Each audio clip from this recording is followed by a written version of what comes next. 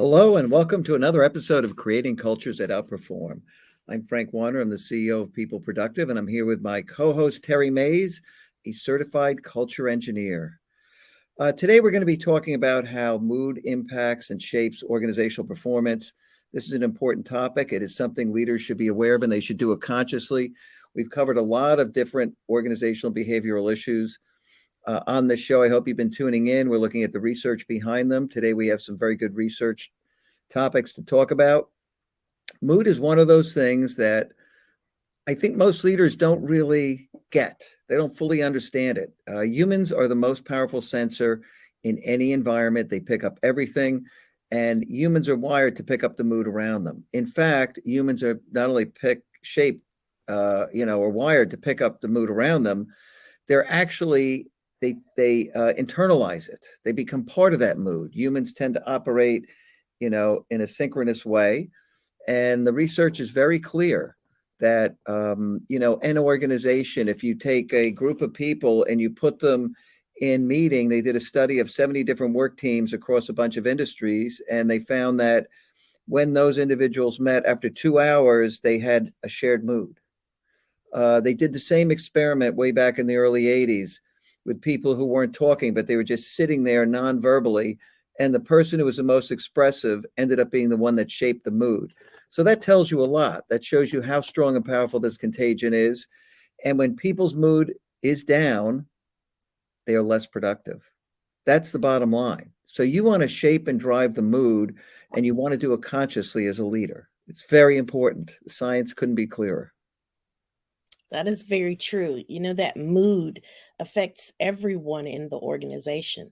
So if you've got a leader that has a great, positive, upbeat mood, they're a very positive person. They smile a lot. We talked about smiling and the impact of smiling has on people.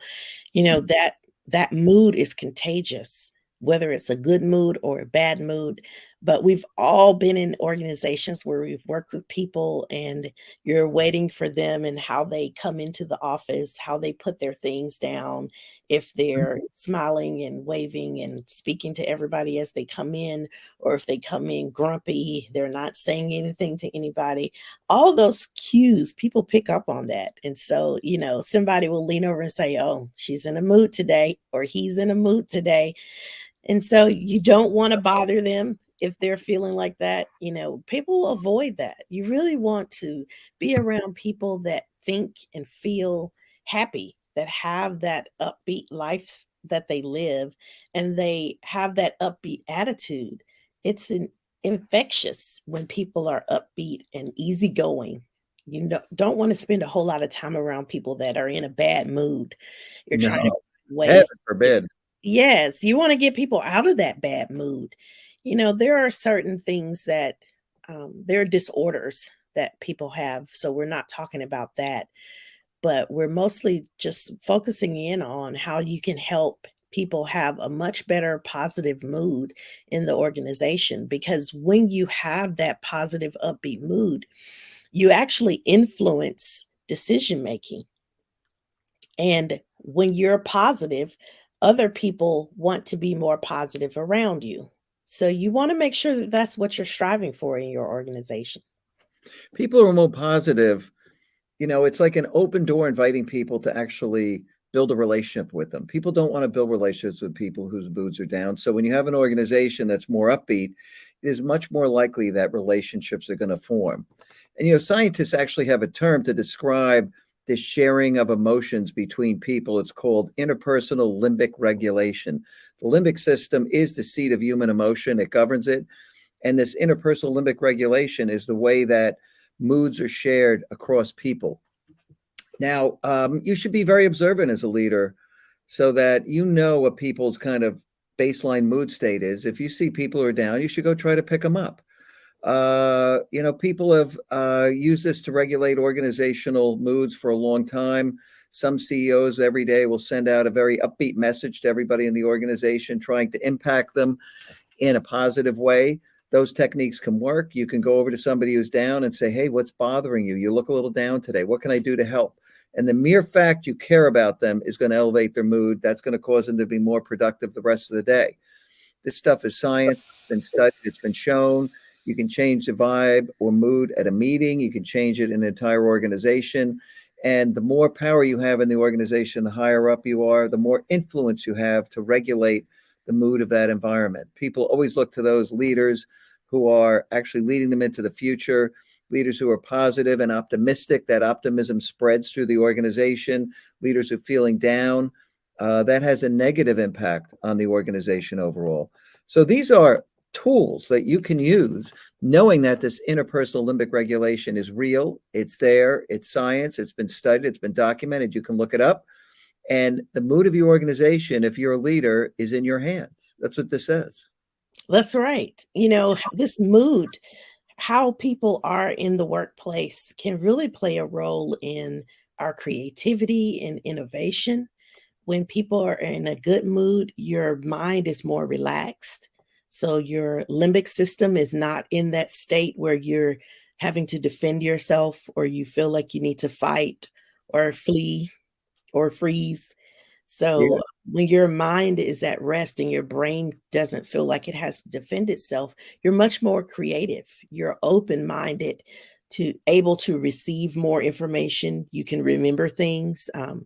When I'm in a high stress situation, I can't remember things very well. I don't do well in high stress Yeah. situations. Me either. My Yeah, mind shuts down pretty quickly. mine I shuts feel it. right down. So if I want to be creative, I really need to create some space where I'm rested, my mind is at rest, I don't feel any threats, and I can actually take in more information, process that information carefully, and make decisions based on that information. But you've got to take control and authority over that environment as a leader. You have to really make sure that you're setting the mood and that the mood is moving in the direction that you want it to move in as a leader. And you can change those moody people that come into the office. You can change that by learning what motivates that person. Sometimes people are not happy because they're not in a happy situation in their personal life or Oh maybe God. even in their work life. You can't always change that, but there's something you can do to help lift that person's spirit, to help encourage that person, to make them feel a little bit more optimistic. Sometimes people feel like they don't have any options, that they're alone. But just knowing that, hey, you're not alone. You're not the only one that's ever dealt with this, or you're not the only one that's feeling this way. We're in this together. Just knowing that your leader has your back, that your leader is there for you, can help lift your spirits and help make you feel a little bit better about a situation where things won't change necessarily. You can't change the situation. Sometimes you have to stay there, Mm. but you can make things better for people while they're there. Yeah, and I agree with you, Tara. I mean, you have to be conscious of what I used to always call the smile index. Like I could feel the vibe. If it was an unhappy place, I could pick up on it right away. And I'd informally kind of track what the smile index was. And I could see if the organization was getting a little down, we could rally it. There are just a lot of things you can do. And, certain things create happiness. The smile index is really a reflection of how happy people are in the workplace, in their lives. There are things outside of work that certainly impact them, but you can change their mood while they're at work for sure, as they can escape some of that and go to a place where they're a little bit happier. Caring about other people is a great way to improve happiness. Caring about others and being cared about is fundamental to our happiness. And, caring is one of those things that requires a giver and a receiver both benefit. If you're actually showing you care about somebody by alleviating some burden they have in the office, and that's really compassion, it's going to make a difference for you. You're going to want to lift your mood by really taking care of your health, maybe taking a walk, going out, getting some fresh air and sunshine. Be much more mindful of the things going around you. Appreciate the little things that are going on. Point out the good to people. People who are in an upbeat mood tend to focus on the positives and that things are likely to get better. And when organizations are in a negative mood, they tend to be dragged into, oh my God, things are bad, they're going to get worse. So these things are not just contagious, but they're perpetuating. And you really want to make sure that you show the organization that things are going to be better down the road. They're improving.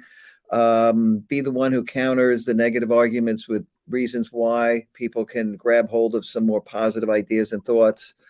Have people learning new things, get a goal that everybody can look forward to. That can really make a big, big difference, because any organization can bounce back from a bad mood, and you've got to help them do that. And, this stuff is really up to you as a leader. Be conscious of it, monitor it, know the smile index, use different techniques to drive the organization to a higher mood, drive individuals in an organization to a higher mood. If you take out the negative people by improving their mood, that's contagious. That's all going to lift the organization, because all of this is additive. It's a big giant math equation, mood plus mood plus mood, and you get the whole thing. Yes, absolutely. And, when you're more positive and optimistic, people tend to have better health when you're more optimistic. You live longer. Your overall health is just better. You feel better when you're more optimistic. I can tell the difference in my own life when I'm more pessimistic about something, or, that half glass empty state of mind versus half glass half full, or half empty, half glass empty. When you're focused on looking at the positive and seeing the glass as it's almost full. Maybe it's, half empty, but I see it as almost full. When I Mhm. see things that way from this positive and upbeat perspective, then I'm able to see more things that way.